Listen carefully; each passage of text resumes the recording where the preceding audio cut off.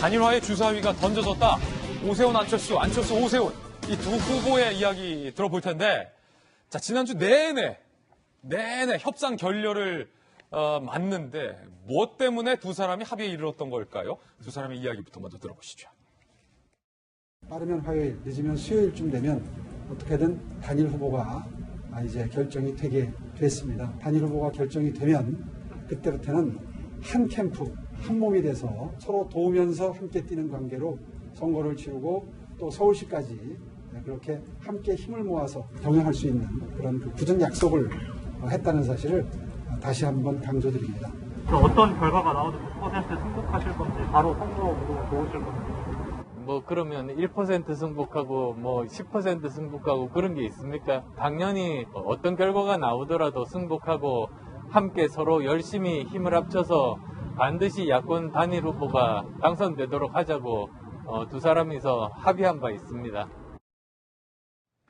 두 후보가 이번에는 극적으로 합의를 했습니다. 지난주 말까지만 하더라도 이러다 서울시장 선거 야권 단일화 불발되는 것 아닌가, 이러다 3자 구도로 선거가 치러지는 것 아닌가라는 전망도 나오게 했었는데요. 두 후보가 합의함에 따라서 오늘부터 여론조사에 즉각 돌입하게 됐습니다. 어떻게 합의를 이뤘을까요? 자, 관건은 안철수 대표 쪽에서 줄곧 요구해왔던 100% 휴대전화로 여론조사를 조사하자라는 방식의 두 후보가 합의를 했습니다.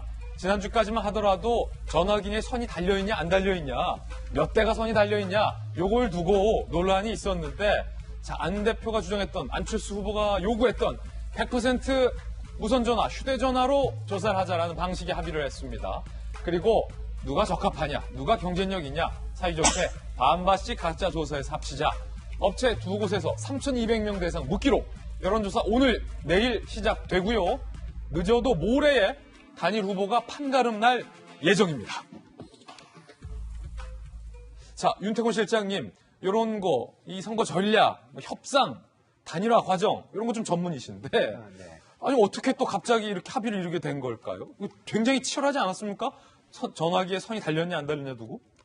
애초부터 보면은, 저는 이번에 단일화가 안 되기 어려울 거다, 이런 느낌이 있었어요. 전망했었죠, 그렇게? 예, 그러니까 왜 그러냐면은, 전에도 말씀드렸던데, 지금 현재 야권에 이렇게 끌어오고 있는 힘이 어떤 특정한 리더나, 심지어 이제 국민의 힘도 아니고, 이 저류에 있는 이제 지지층의 힘이거든요. 그러니까 애초에 이제 보수 지지층들을 몇 번이나 졌지 않습니까? 사실 선거를. 많이 졌죠. 예, 그러니까 이제 전략적 학습이 된 것이 우리가 좀 더 전략적으로 판단해야 되겠다. 그게 사실은 오세훈 지금 예비 후보가 국민의힘 경선에서 이긴 것도 그런 배경이었었고, 또 중도층 일부는 현 정부에서 좀 이반해가지고 정권 심판 정서가 이제 강해지고, 이 강한 지지층의 힘들이 끌어올리는 것이지 리더들이 지지층을 이끌고 가는 게 아니거든요. 그러니까 이 지지층의 힘을 거부할 수 없었을 것이다. 흥미롭네요. 예, 결국 그렇게 된 것이고, 그리고 이제 뭐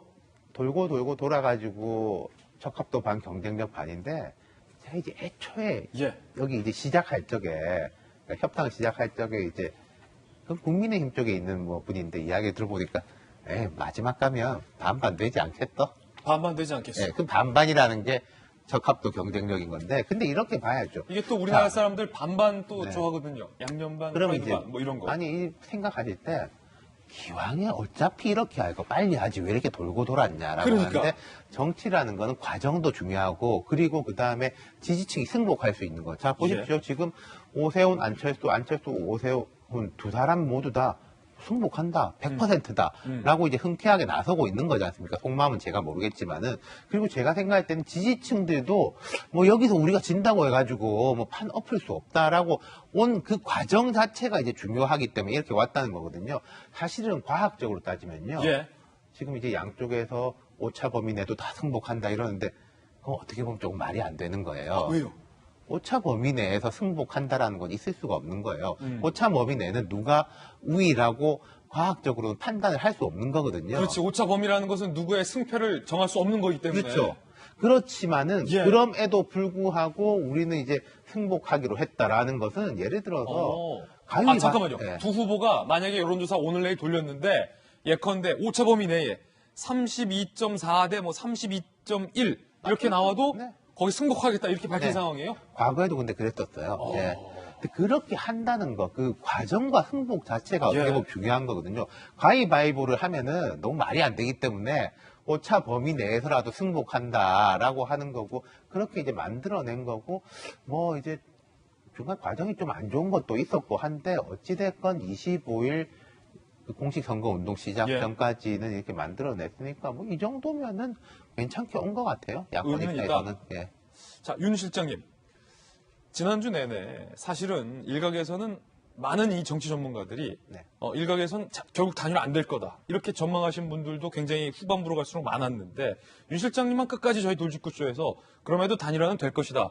라고 전망을 했는데 저만 그런 건 아니고 그렇게 보신 분들이 좀 있었죠. 그렇죠. 예. 그때 단일화 안 될 거다라고 전망하는 분들의 전망을 들으면서 잠깐 어떤 생각했어요?